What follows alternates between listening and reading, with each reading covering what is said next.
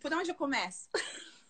Fala quem é você, fala assim, quem é você e o porquê que você quis trabalhar com imigração no Canadá. Ok, vamos lá. Então, eu sou a Ariane. Obviamente, nasci no Brasil, nasci em São Paulo. E por um bom tempo, eu morei nos Estados Unidos, que inclusive foi onde a gente se conheceu, Aham. né? Durante a juventude. E, e no meu período de vida nos Estados Unidos, eu vi. Bom, eu vi como a vida de imigrante é uma vida complicada. E ela se Uhum. torna ainda mais complicada quando a gente não tem um planejamento correto, Certo. né? E não é uma vida assim, não é esse glamour todo que todo mundo mostra, É né? verdade. Eu acho que assim, existe uma glamorização da imigração, muito também por parte do mercado em si, e é tudo passado como uma vida assim fácil né, muito imprevisível, e a verdade, na minha opinião, não é. Mas o que Uhum. eu vi morando nos Estados Unidos é que bom, primeiro a imigração lá é bem diferente, né? Não dá para comparar. Mas é que assim, é muito importante que você tenha um planejamento e que você tenha a orientação correta. E Uhum. que você trabalhe com pessoas que são éticas e que fazem as coisas certas e que vão te falar a verdade nos momentos que você precisa ouvir a verdade. Sim. E aí, quando eu voltei para o Brasil, e eu acho que essa volta ao Brasil, esse retorno ao Brasil, ele concluiu um ciclo muito interessante para mim na minha vida, assim, de eu ter sido imigrante, ter voltado ao Brasil e ter vivido a realidade do Brasil depois de ter morado fora. E Aham. foi Isso aconteceu uma. comigo também. É, É um é um, baque, é um né? desesper...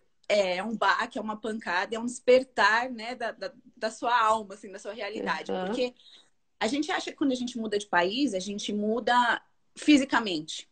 Mas a verdade é que a gente muda em todos os sentidos, né? Então, assim, a sua estrutura familiar, às vezes, é abalada pela imigração. Uhum. O modo que você vê o mundo é transformado, né, pela imigração, pela essa mudança de vida, que engloba várias coisas, né? Então, assim, às vezes eu Uhum. falo para as pessoas, falo, você não está tirando a sua vida de um lugar e colocando em outro, e ela vai permanecer intacta. Ela vai Uhum. mudar, e com isso você vai mudar. Então, o que aconteceu? Quando eu voltei para o Brasil, eu senti muito esse impacto e eu comecei a pesquisar sobre o Canadá, sobre as oportunidades do Canadá, porque eu já tinha tido algumas experiências não muito favoráveis nos Estados Unidos. Sim. E eu pesquisei, procurei os programas e eu consegui me encaixar em um dos programas de imigração. Uhum. E aí eu vim para o Canadá em 2010, em fevereiro de 2010. Então eu já tenho 10 anos de Canadá. Legal. 10 anos e mais, né? Um pouquinho. Bastante. E eu imigrei mesmo, eu não vim como estudante, eu vim já como residente permanente através desse processo de imigração econômica, que é para trabalhadores qualificados. Legal. Então, o que eles viram nessa época? Eles viram uma questão de. Não, eles analisam uma série de fatores. Então, eles veem a sua formação acadêmica, a sua idade, o seu nível de inglês, a sua experiência profissional. E aí, eles também verificam se você tem renda o suficiente para você se adaptar aqui no Canadá quando você chegar. Porque você chega Uhum. e você ainda precisa de um tempo para. A gente fala assim, a gente tem esse termo em imigração que é landing, que é aterrissar. E eu sempre Ah. dou risada porque eu fico imaginando um disco voador aterrissando, né? Mas é, mas é meio que assim, a gente faz um landing e não é sempre um soft landing, às vezes é um crash landing mesmo. É Aham. aquela aterrissagem assim, Tipo, você é chacoalhando, sabe? jogado, né? Você chega e pum, né? Então eles exigem uma renda para você se adaptar. Enfim, eu cheguei então em 2010. E aí o que aconteceu? Quando eu vim, primeiro que muita gente achou que eu estava morando nos Estados Unidos ainda. Hum. E segundo que, assim, semanalmente ou né, a cada 15 dias eu recebia mensagens de pessoas. Ah, eu vi que você está no Canadá, como que eu faço para ir? Vi que você Aham. está no Canadá, como que é para ir? Como que funciona? E eu me via, assim, respondendo perguntas sempre de imigração. Né? Aham. Então, às vezes eram e-mails longos e eu explicava todos os passos que eu fiz, como que foi. E mostrava o site, né? Direcionava para o site do Canadá, que é a fonte oficial de informação. Uhum. E aí eu comecei a pesquisar e falei assim: olha, eu acho que, como eu tenho uma família grande, né? Eu tenho uma família. Falei assim: eu posso fazer isso, trabalhar de casa, né? E eu tenho como ajudar as pessoas a virem e Sim. fazer disso uma profissão. Claro. E aí eu comecei a procurar as informações, e aí eu descobri, eu não sabia disso antes, eu descobri que o Canadá ele tem um órgão regulamentador de consultores de imigração. Então, eu descobri que para eu me tornar consultora, eu não poderia. Eu nunca cobrei, obviamente, nada de ninguém para passar informação, mas eu descobri que eu teria que ter esse registro, porque mesmo trabalhando, informando as pessoas, existe uma liability, né? Existe Uma uma. responsabilidade que você tem, né? Sim, Que e você é está uma passando responsabilidade. É, informação que às vezes vai mudar a vida da pessoa. exatamente. E é uma responsabilidade grande. E por isso aqui no Canadá existe um órgão regulamentador dessa profissão. Desculpa, talvez eu tenha algumas interrupções aqui, tá? Não tem problema, não tem problema. Então, assim, existe esse órgão regulamentador. E eu descobri que para eu fazer parte desse órgão, eu teria que fazer um programa de estudos, né? Eu teria que. Tem uma série de critérios que você tem que ter, Uhum. cumprir uns requisitos, e você tem que fazer esse programa, como se fosse uma pós-graduação, Uhum. né? E aí eu falei, eu vou fazer. Na época, Uhum. eles estavam com lista de espera, o programa aqui em Calgary ainda não existia, e assim, ele existiu por um tempo e foi interrompido e voltou. E aí eu me coloquei na lista de espera e falei, vamos fazer. E, Uhum. obviamente, quando começou, foi. Eu comecei o programa, terminei em dezembro de 2017. Uhum. E aí eu passei o exame e comecei a trabalhar mesmo em 2018. Então já tem Uhum. mais de 2 anos que eu estou trabalhando com isso. E aí o que eu faço? Eu trabalho com as pessoas, assim, eu faço uma análise do perfil da pessoa para a gente ver quais programas de imigração, em quais programas ela se enquadra. Uhum. E aí a gente tenta fazer um planejamento de acordo com o perfil dessa pessoa. Porque é o que eu Certo. falei, né? A vida de imigrante ela não pode ser glamorizada, ela tem que ser É. planejada, né? Sim. E, nesse meio tempo, assim, o que eu vejo, assim, existe bastante ansiedade. Ai, pronto. Voltei? Pode Voltei? falar. Ou a imagem ainda não, mas a voz Ah, tá. tô ouvindo o áudio. Ai, e congelou numa hora bem terrível. Enquanto tá voltando sua imagem, posso te interromper um pouquinho e Pode. falar desse ponto que você falou da glamorização da imigração, né? Aham. Nossa, tá estranho porque você tá carregando, mas tudo bem, vai voltar a É, imagem. Da ok. glamorização da imigração. Eu morei nos Estados Unidos e hoje eu não moro mais nos Estados Unidos, Uhum. por vários motivos. Um deles é por causa da dificuldade da imigração. Então, muita gente conhece, eu acredito que muita gente que está assistindo a gente aqui, que é ou amigo seu ou amigo meu, ou já morou nos Estados Unidos, ou já foi, ou conhece alguém que mora ou morou nos Estados Unidos. Então, a impressão é essa mesmo. Por causa das facilidades, claro, a vida nos Estados Unidos, em geral, as coisas são mais acessíveis, então muita coisa vai ser mais fácil do que no Brasil, as coisas são muito mais baratas, então dá para você ter coisa com uma qualidade melhor por muito menos. Uhum. Então, talvez a impressão que as pessoas têm fulano de tal trabalha nos Estados Unidos, ganha em dólar e vive em dólar também, a pessoa não lembra disso. Mas, tá bem lá, tá muito bem lá. Então, aqui no Brasil a situação tá ruim, eu vou para lá. Só Uhum. que, primeiro, não é fácil, é o que você estava falando. Não só precisa de planejamento, mas a pessoa também precisa ter uma informação correta, né? Então, eu queria inclusive trazer você aqui para falar do Canadá, porque o Canadá, muita gente às vezes não pensa no Canadá, e o Canadá é uma opção. E os Estados Unidos têm muita dificuldade, muito empecilho que eu percebo que eles colocam. E eu acho que se a pessoa quer morar fora do Brasil, ela tem que morar fora do Brasil, ela tem que ter essa oportunidade, entendeu? Assim como eu tive a oportunidade. Mas sabe o que eu tô pensando, Ariane? Eu acho que eu vou tirar, vou dropar você e É, colocar de novo. era isso que eu ia falar, porque Tá, acho que não vai voltar. tá. Deixa eu Tá bom, tirar e eu eu te aguardo. adiciono aqui. Tá. Então, enquanto eu tô tirando ela aqui, para vocês não ficarem aí sozinhos, eu acho que o problema talvez seja a minha internet. Mas enfim, é, eu vejo isso muito, falar aqui com vocês, pessoal. Muita gente acha que os Estados Unidos é a única chance e aí acaba tentando ir para lá de qualquer jeito.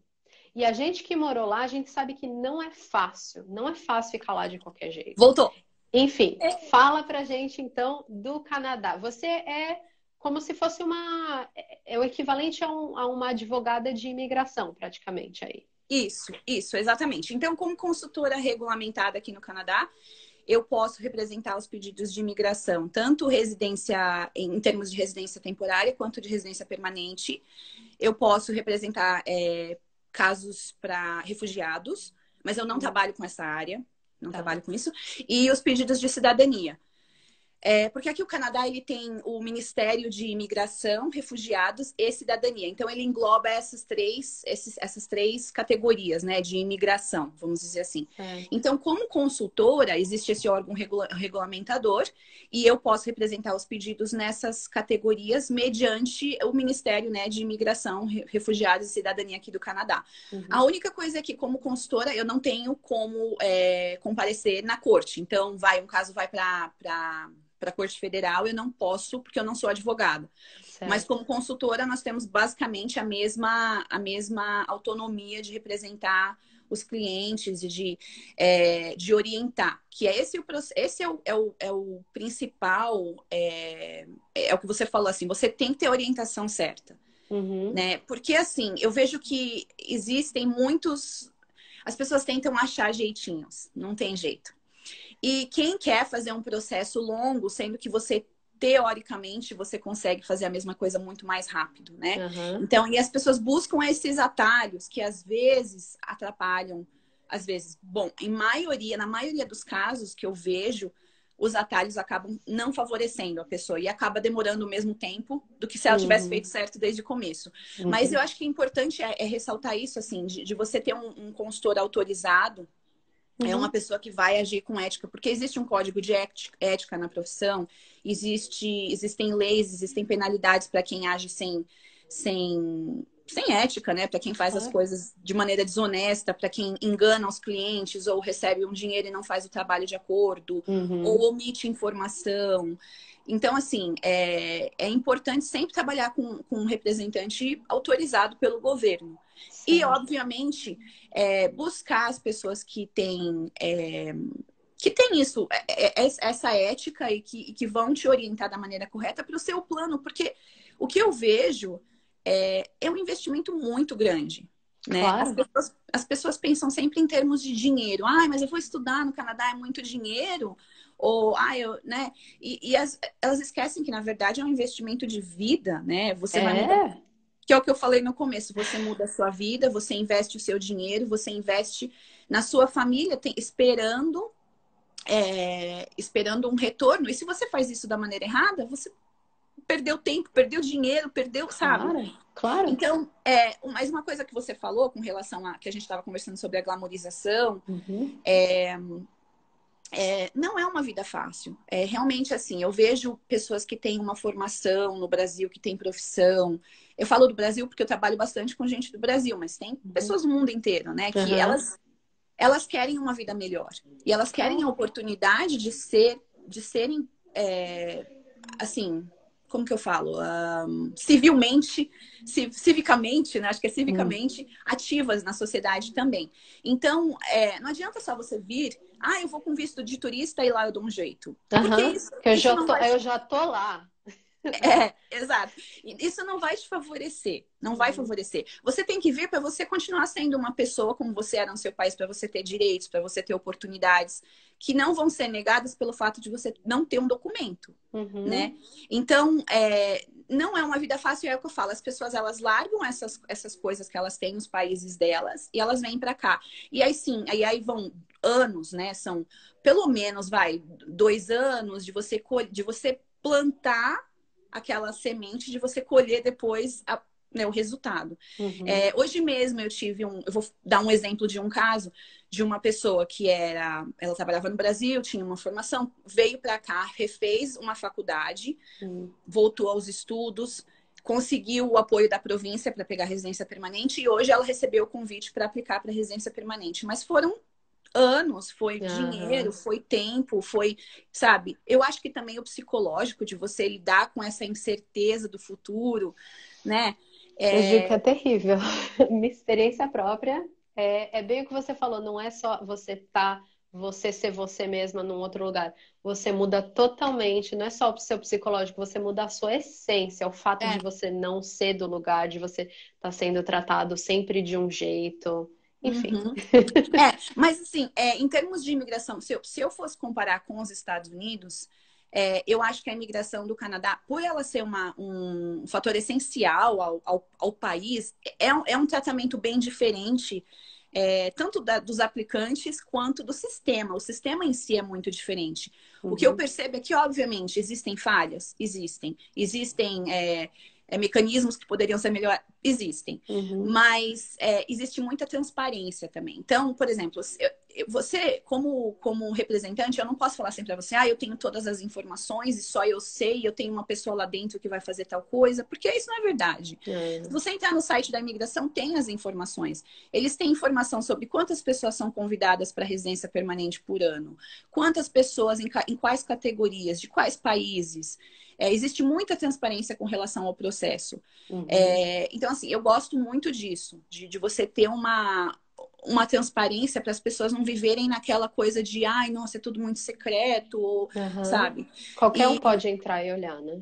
Sim, sim. Mas aí aí é onde eu entro, é que muitas pessoas entram e olham e ainda assim elas ficam confusas, porque é uma quantidade imensa de informação. Eu acho, quando você estava falando que tem muita gente que tenta dar um jeitinho, eu acho, assim, minha opinião, eu chuto dizer que pelo menos 50% das pessoas que erram, não erraram nem porque queriam dar o jeitinho, mas elas erraram simplesmente porque elas não sabiam qual era a informação, não sabiam aonde buscar essa informação, e ouviram uma coisa de um aqui, a opinião do outro ali, e falaram, vou tentar do jeito que tá.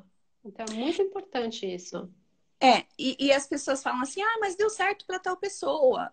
E como consultora, eu ouço bastante isso. Então a pessoa fez assim, conseguiu.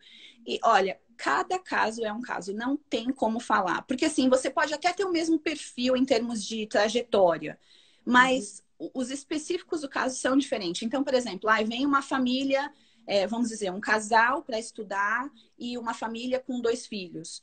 É o mesmo processo, estudar, pegar permissão de trabalho, aplicar para residência. Mas ali existem 2 filhos, vão existir complicações que num casal possivelmente não existe, e no casal vão existir complicações que para uma família possivelmente não existem. Então, assim, não tem como generalizar a imigração.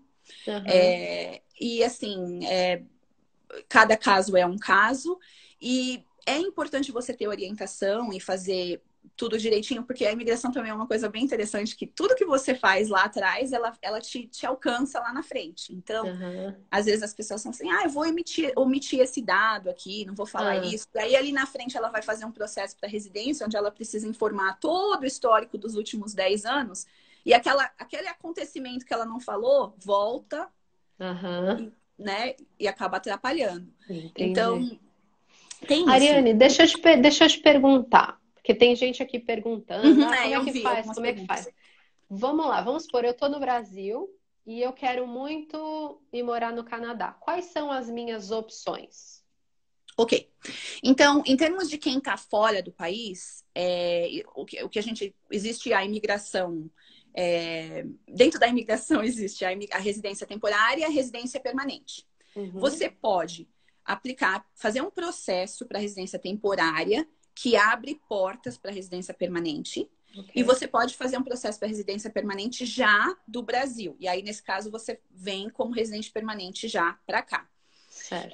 O que uma pessoa que está no Brasil faz? Ela vai ter que ver primeiro em qual programa ela se encaixa. Muito provavelmente uma pessoa de fora do país que tem experiência de trabalho, formação acadêmica e um nível, eu vou dizer, avançado, intermediário avançado de inglês, ela se enquadra no que a gente chama de programa de trabalhador qualificado. Então, assim, é um programa para residência permanente através de imigração econômica, né? Esses programas, eles são gerenciados para trazer mão de obra e pessoas qualificadas para o Canadá. Então, o que vai ser analisado para essa pessoa, para ela aplicar? Eu vi que alguém perguntou de se eu posso aplicar estando no Brasil ou eu tenho que estar no Canadá, né? Então, essa pessoa que está no Brasil, ela vai fazer o processo de residência permanente a partir do Brasil, que ele é processado pelo Visa Office, né? O escritório de São Paulo, do consulado. Então, eu não preciso estar no Canadá antes de eu sair de casa. Não precisa. Porém, ultimamente, o que a gente tem visto é que as pessoas que estão fora... Existe uma nota corte para esse processo. As pessoas que estão fora do Brasil, elas estão tendo dificuldade em alcançar essa nota corte. Existem, na verdade, 2 notas cortes dentro desse um processo. A primeira, normalmente, é atingível. A segunda é uma nota corte que engloba uma série de aplicantes na classe econômica, de residência, de imigração econômica. O que é nota corte? Desculpa, nota corte são as qualificações? É assim, existe um sistema que chama Express Entry. E dentro desse sistema, cada uma das suas qualificações, ela é dada, você recebe uma pontuação por cada uma desses atributos que você tem. Então, o que eles vão olhar, que é o que eu falei, eles vão olhar a sua idade, vão olhar a sua formação acadêmica, a sua experiência profissional, vão analisar o seu nível de inglês ou francês, porque o Canadá tem 2 línguas, 2 idiomas oficiais. E vão ver se você tem a renda suficiente para você se adaptar aqui quando você chegar. Então, eles vão olhar esses fatores. Aí, cada um desses fatores, para cada um deles, você recebe uma pontuação. Certo. Então, de acordo com a sua idade, você recebe uma pontuação. De acordo com o seu nível de escolaridade, você recebe uma pontuação. Uma pessoa que tem o 2º grau completo não vai ter a mesma pontuação que uma pessoa que tem um mestrado. Uma pessoa que tem um mestrado e uma pessoa que tem um bacharel e uma pós não vão ter a mesma pontuação. E uma pessoa que tem um nível mínimo de inglês e uma pessoa que tem um nível super fluente de inglês não vão receber a mesma pontuação. Então, essa nota corte é baseada nisso. É como no vestibular, que você tem aquela pontuação que você tem que alcançar para entrar no programa. Então, se eu falo inglês fluente e eu tenho mestrado e eu tenho uma idade mais nova, talvez por volta de 20 anos, a minha pontuação vai ser um pouco mais alta do que uma pessoa que tem o nível de inglês intermediário, só tem talvez um bacharelado. Exatamente. Certo. Então, a pontuação mais alta em termos de idade vai até os 30 anos.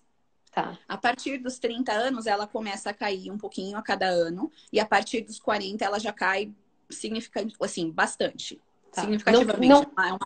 Não quer dizer que não existe possibilidade, mas tudo isso é a pontuação. Estou me dando a pontuação. Isso, exato. Certo. Não quer dizer que é impossível. Por quê? Não é só a idade que eles estão olhando, eles estão olhando uma combinação de fatores, né? Então, às vezes, tem uma pessoa que tem lá 35 anos e tem uma formação super, né? Uma formação acadêmica, né? Bem elaborada, não sei, e experiência de trabalho, e tem lá uma pessoa de 20 anos que não fez a faculdade ainda, que tem um inglês razoável. Então, assim, é uma pontuação, você é meio que equiparado a outros candidatos. Certo. E aí, uma vez que você atinge essa pontuação, existe um sistema que é anunciado, existem sorteios normalmente a cada quinzena, mas recentemente, por conta do Covid, tem dado umas oscilações, assim, os sorteios. Eles fazem um sorteio, então eles falam lá, vamos lá, a Bianca tá lá no pool do Express Entry, né, vamos dizer, o panelão lá do piscinão, não sei. Tá lá dentro e ela tem 454 pontos. Ontem saiu um sorteio para 718 pontos. Bianca não entrou. Okay. Mas a semana que vem pode ser que saia um outro específico para essa classe de imigração da Bianca e aí vai para 449. E nesse momento, então você vai receber o convite para aplicar para residência permanente. Porque até então o que você fez foi você indicou um interesse em imigrar para o Canadá. E aí o Canadá vai te enxergar, vai falar, olha, essa candidata é uma candidata boa, vamos convidá-la para aplicar para residência permanente. A partir desse momento, você tem um período de tempo para recolher, né, juntar toda a documentação, mandar a aplicação, e normalmente, esses processos pelo Express Entry, que é essa categoria de imigração econômica, eles são processados em até 6 meses. Tá. 6 meses é o prazo ideal. E aí, essas pessoas, depois de 6 meses, elas podem vir para o Canadá como residentes permanentes. Tá, então deixa eu dar um exemplo, porque eu gosto de dar exemplo, e meu tio também está aqui fazendo perguntas. Tio, eu estou vendo suas perguntas. Ó, vou dar um exemplo fictício dele. Ele tem 60 anos, ele tem doutorado em educação física. Uma perguntinha, o fato do doutorado dele ser educação física faz diferença no que é a especialização da pessoa? Ou é só o fato de ter doutorado, é aquela pontuação e não importa o que é?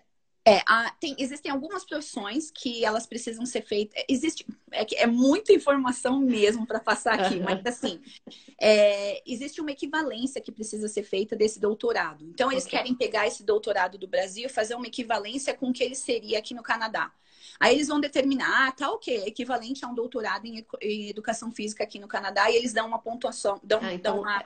Aí, por exemplo, 20 pontos. Eu tô totalmente errada. Ok, Mas, por exemplo, 20 pontos pelo doutorado de educação física.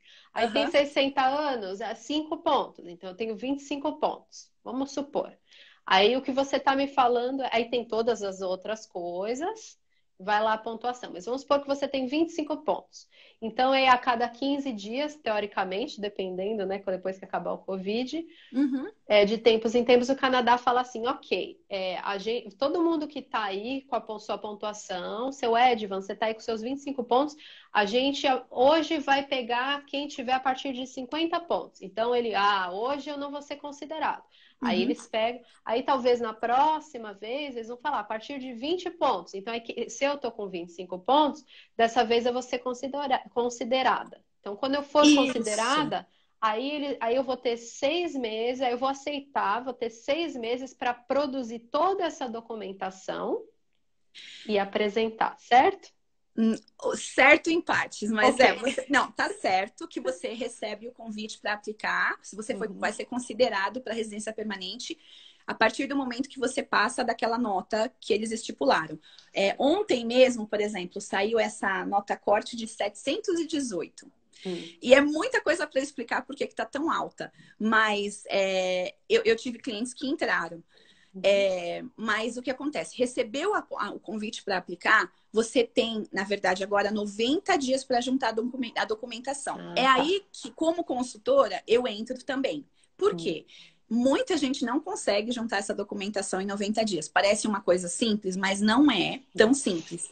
E existem vários detalhes da documentação que precisam estar em ordem para serem enviados para a imigração. Porque você pode mandar um documento, bater lá e eles falarem, esse documento tá errado e a gente vai recusar seu processo. Porque você não mandou de acordo com as instruções que a gente pediu. E aí você perde a chance por causa disso, porque você não aderiu às instruções, talvez porque você não sabia. Exato, porque você não seguiu as instruções ou porque você não mandou detalhadamente, né, com os detalhes que eram necessários. Enfim, então você tem depois que você recebe o que a gente chama de ITA, que é Invitation to Apply, que seria um convite a aplicar, né, a enviar o seu pedido. Você tem os 90 dias, você vai juntar essa documentação e a partir do momento que a imigração receber o seu pedido completo, é que começam a contar os 6 meses. Então, vamos usar esse exemplo desse caso de hoje. Essa pessoa recebeu hoje o ITA, né? O ITA, que a gente chama em português, Invitation to Apply. A partir de hoje, a gente vai aceitar e aí ela tem 90 dias para dar entrada com a documentação. Vamos entrar com a documentação dessa pessoa. Aí, vamos dizer que hoje é dia 14 de maio, a gente entra no dia 14 de junho. A partir do dia 14 de junho, são 6 meses de processamento.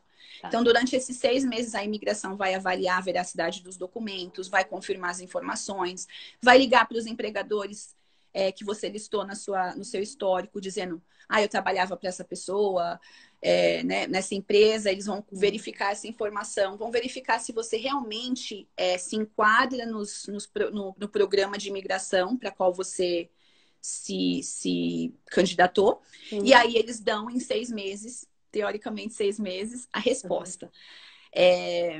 Então, assim, aí o pedido é aprovado ou negado. E para uma pessoa que está no Brasil, por exemplo, o pedido foi aprovado, ela vai pegar o passaporte, vai enviar para o consulado vai colocar o visto, né, de uma entrada como residente permanente, ela vai entrar aqui no Canadá, no momento da entrada eles vão conferir alguns dados, vão emitir uma confirmação de residência permanente para essa pessoa, e aí ela vai aguardar o envio do cartão de residência permanente pelo correio. É o equivalente ao Green Card nos Estados Unidos. Equivalente ao Green Card, isso. E aí ela vai ser residente permanente. Mas assim, in a nutshell, é muito simples explicar isso. Mas não é nem um pouco simples. Não é simples. E assim, o que eu tenho aprendido nesses últimos anos, assim, trabalhando com isso, é que Olha, é um mar de emoções, assim, sabe? É o seu futuro, o futuro da sua família.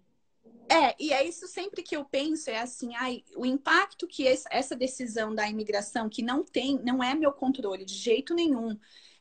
Eu não tenho nenhuma influência sobre a decisão, né, com relação à decisão de um oficial num processo.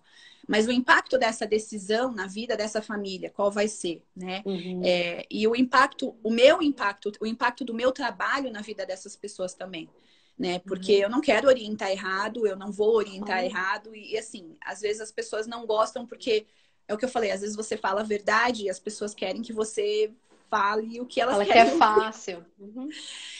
E nem sempre é, né? Então, assim, muitas vezes, por exemplo, com o caso dos estudantes que vêm, olha, realmente a vida de estudante não é fácil, vai ser um processo longo, não é, né?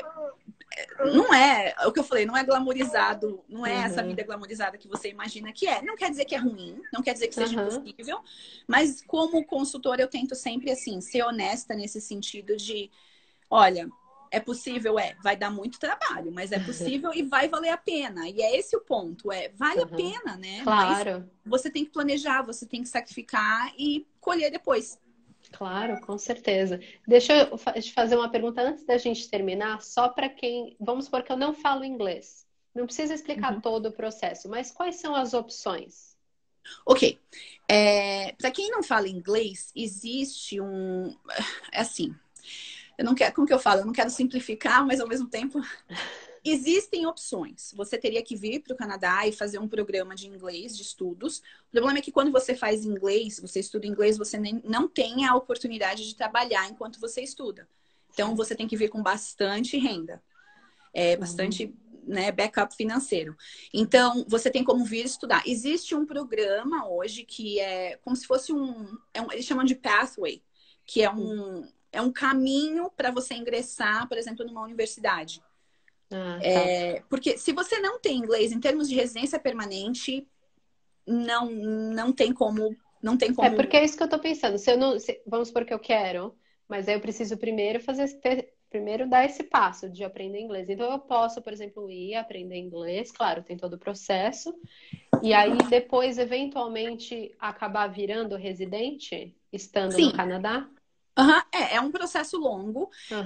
E em termos de inglês, a proficiência de inglês, ela também é verificada por meio dos testes, né? Então, aqui no Canadá, os testes que a gente aceita para proficiência de inglês é o CELP e o IELTS. A gente não usa TOEFL, nada, nenhum desses outros. Mas para imigração, você sempre vai ter que fazer um desses dois testes para Certo. comprovar sua proficiência. Agora, uma pessoa que não fala inglês nenhum, ela vai ter que estudar ou fora do Brasil mesmo, ou vir para cá e fazer os programas de intercâmbio por um tempo, e aí arriscar um desses testes, ver se consegue a nota suficiente para entrar em um dos programas, ou que eu falei de estudos, é que tem muita gente vindo, faz um programa de inglês, entra na universidade e a partir da universidade tem outras oportunidades para residência permanente também. Legal. Mas é muito assim, realmente não Dem- dá para simplificar. Não, não. E com certeza é uma caminhada mais longa ainda, né? É uma caminhada longa. É uma caminhada longa, árdua, cara, mas é Claro. possível. Tem clientes que fazem isso e têm tido sucesso com isso. Assim, se você, por exemplo, tem um nível intermediário de inglês e Uhum. você consegue vir para atingir um nível mais alto e fazer o teste, é possível com menos tempo, né? Mas, Certo. assim, com certeza o inglês e ou o francês são indispensáveis no processo. Tem que ter. Certo, certo. Ariane, muito obrigada por todas essas dicas. Eu queria muito ter essa visão, entendeu? De Aham. você, que você trabalha com isso, para as pessoas entenderem de que não é fácil, é um sonho, é alcançável, mas ela tem que passar pelo processo, ela tem que passar Uhum. fazer o trabalho. Uma última coisa, como que a gente pode entrar em contato com você, Ariane? Se eu quiser mais informação, vamos supor que eu quero entrar nesse processo, quero Aham. trabalhar com você. Como que eu entro em contato? Tá, então eu criei, eu falei pra você, eu não tinha conta no Instagram da minha empresa, né? Aham. Eu tenho só no Facebook mesmo a página da empresa, que é Red Fox, CIC, no Facebook. Eu sempre prefiro o e-mail mesmo. O meu e-mail, eu posso digitar, não sei o que é melhor aqui. Digita, porque aí fica registrado, mas pode falar também. É Ariane, @redfox.cic, desculpa, CIC, .ca. Eu vou digitar aqui para vocês. Tá, digita, por favor, é mais fácil. O melhor meio de contato vai ser o e-mail mesmo, mas quem quiser entrar em contato por aqui, mandar mensagem ou pelo Facebook. Tá. Eu não tenho ainda, eu não tenho um site. Então, não, tudo bem. Mas fica, para mim, é o melhor meio, e aí eu respondo. Normalmente o que eu vou fazer é pedir, tem um formulário que eu peço que o pessoal preencha, que tem alguns dados básicos, como esses que eu falei, por exemplo, idade, formação profissional, formação acadêmica, desculpa, experiência profissional, formação acadêmica. E aí, a partir desses dados, eu volto a entrar em contato com a pessoa e aí eu já tenho mais ou menos uma ideia do que a gente tem como trabalhar e a gente marca uma consulta e conversa melhor. Legal. Esse primeiro contato você não cobra, devo fazer as perguntas, você mandar o formulário. Não. Vou falar, olha, Ariane, tô querendo, a minha situação é essa, você vai definir qual é o formulário, eu não vou, né? Então eu posso entrar em contato com você por e-mail. Isso. Aí depois eu agendo a consulta, normalmente eu faço a consulta paga, porque é 1 hora. Sim. E aí é 1 hora de consulta que a gente faz. Claro. Tem um resumo da consulta que eu mando, tem uma análise que eu vou fazer, e aí a pessoa decide se prossegue ou não, a partir do que eu ofereço. Claro, é o que eu falei no início, você é equivalente a uma advogada de imigração. Isso. Eu vou dizer que o meu processo de imigração nos Estados Unidos, que eu nunca estive com um status de imigratório, né? Que é o residente. Ai, como é que é? Permanente. Tem o residência e não é o residente. O meu nunca foi permanente. Eu gastei milhares de dólares. Mas por quê? Porque é o que você falou. Você precisa fazer isso. Você precisa colocar o trabalho. Você precisa pagar os impostos. Você precisa pagar os honorários. Enfim. Assim como precisa pagar o visto, precisa pagar o passaporte. São serviços, né? Isso, E é uma coisa só, eu sei que a gente já passou do tempo, mas como... Nossa, me perdeu. Agora eu perdi o raciocínio. Ai, desculpa.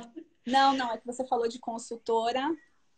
Você é equivalente a uma advogada de imigração. Sim, mas Sim, eu não lembro. Não lembro. E ela é importante. Sim, eu lembrei. As pessoas têm a impressão de que por eu ser regulamentada pelo governo ou por esse órgão, que eu sou, na verdade, uma agente de imigração. E isso é uma coisa bem importante de diferenciar. Eu não faço a análise do processo e dou sim ou não. Não fica, infelizmente, olha, eu queria muito fazer, porque eu sei de muita gente que eu falo, nossa, esse processo... Mas eu não faço essa decisão, eu passo adiante para os agentes da imigração mesmo. Então, assim, eu sou uma consultora, eu tenho a minha empresa, então é o que você falou, eu tenho as minhas obrigações financeiras também com a minha empresa, com o órgão regulamentador. Então, assim, eu não trabalho para o governo e ganho do governo, e a cada consulta que eu faço eu ganho uma comissão, coisa do tipo. Não é isso. Eu trabalho por conta própria, mas sou autorizada pelo governo. Então, é o que você falou mesmo. Legal. A última pergunta que colocaram, eu acho que você tinha até falado no início. Qual que é a pontuação que estão aqui aceitando hoje? Então, tá um pouco... Hoje mesmo, ontem, a nota corte foi 718.